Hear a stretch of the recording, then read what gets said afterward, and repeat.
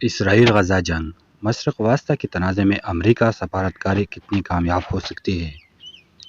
امریکی صدر Joe Biden کا کسی بھی جنگی علاقے میں براہ راست پہنچ جانا کوئی عام بات نہیں، لیکن اسرائیل میں حماس کے حملے میں 1400 اسرائیلی اور دیگر غیر ملکی شہریوں کی ہلاکت کے بعد امریکی صدر جو بائیڈن اسرائیل جا پہنچے۔ اپنے اس دورے میں انہوں نے اسرائیل کے ساتھ امریکہ کی دہائی پرانی وابستگی کا ایک بار پھر اظہار کیا اور کہا کہ بحران کی اس گھڑی میں امریکہ اسرائیل کے ساتھ کھڑا ہے۔ صدر بائیڈن کی دورہ اسرائیل سے پہلے اور بعد میں کئی سینئر امریکی سفارت اور دفاعی حکام نے اسرائیل کا دورہ کیا، جس سے دونوں ممالک کے درمیان اتحاد کا واضح اشارہ ملتا ہے، لیکن دنیا کے طاقتور ترین ملک کی حمایت کے باوجود اسرائیل کے خلاف حماس کو ٹالا نہیں جا سکا۔ کئی دہائیوں سے امریکہ کی قیادت میں دو ریاستی نظریہ یعنی اسرائیل کے ساتھ مل کر آزاد فلسطینی ریاست کے قیام کے لیے جانے والے سفارتی کوششیں کامیاب نہیں ہو سکی۔ اس کا مقصد اسرائیل اور فلسطینیوں کے لیے دو الگ الگ ریاستیں بنا کر مشرقی وسطیٰ کے مسئلے کو حل کرنا تھا، تاہم اس کا حل نہ نکل سکا۔ ہم نے یہ جاننے کی کوشش کی کہ مشرقی وسطیٰ میں امریکی سفارتکاری کتنی کامیاب ہو سکتی ہے۔ امریکی صدر جو بائیڈن اور اسرائیلی وزیر اعظم بنیامین نیتنیاہو کی 18 اکتوبر 2023 کو تل ابیب میں اسرائیل کی جنگی کابینہ کے اجلاس میں شرکت۔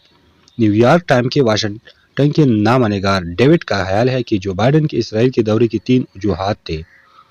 پہلی وجہ عوامی سطح پر یہ پیغام دینا تھا کہ امریکہ اسرائیل کے ساتھ کھڑا ہے، اور ساتھ ہی واضح کرنا تھا کہ حماس کا یہ دہشت گردانہ حملہ جس نے اسرائیل کو اسی طرح ہلا کر رکھ دیا جسے طرح 9/11 کے حملوں کو امریکہ کو ہلایا تھا۔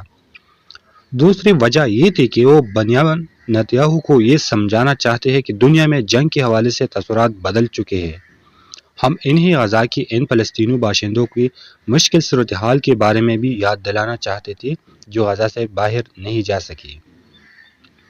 یعنی ان کا مقصد اسرائیل کو تحمل سے کام لینے پر آمادہ کرنا تھا تاکہ اس دوران غزہ تک انسانی امداد کی ترسیل میں رکاوٹ نہ آئے۔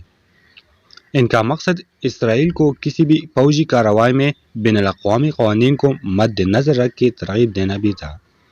ڈیوڈ نے کہا کہ وہ چاہتے تھے کہ ایک سانحے کا ردعمل دوسری سانحے کا باعث نہ بنے۔ وہ اس وقت پر تفصیل سے بات کرنا چاہتے تھے کہ حماس کو ختم کرنا ضروری ہے تاکہ مستقبل میں ایسے حملے دوبارہ نہ ہو، لیکن یہ بھی ضروری ہے کہ ان کا معصوم فلسطینیوں کی حفاظت کی جائے جو حماس کی فوجی کارروائیوں کے نتائج کے حملے نہیں کرتے اور ان دو مقاصد کو کیسے حاصل کی جائے۔ لیکن ایک ایسا سوال جس کا جواب پیچیدہ اور مسلسل بدلتی ہوئی صورتحال میں کوئی بھی آسانی سے نہیں دے سکتا۔ جہاں اسرائیل شہری بڑی تعداد میں ہلاک ہوئے، وہی غزہ کے وزیر صحت کے مطابق 7 اکتوبر سے اب تک 8,000 سے زائد فلسطینی مارے جا چکے ہیں۔ خدشہ یہ ہے کہ تنازع غزہ اسرائیل سے آگے پھیل سکتا ہے، اس لیے امریکہ نے اپنی طیارہ بردار جنگی جہاز اس علاقے میں بھیجی ہے اور کئی فوجیوں کو دستوں کو تعینات کرنے کے لیے تیار کا حکم دیا ہے۔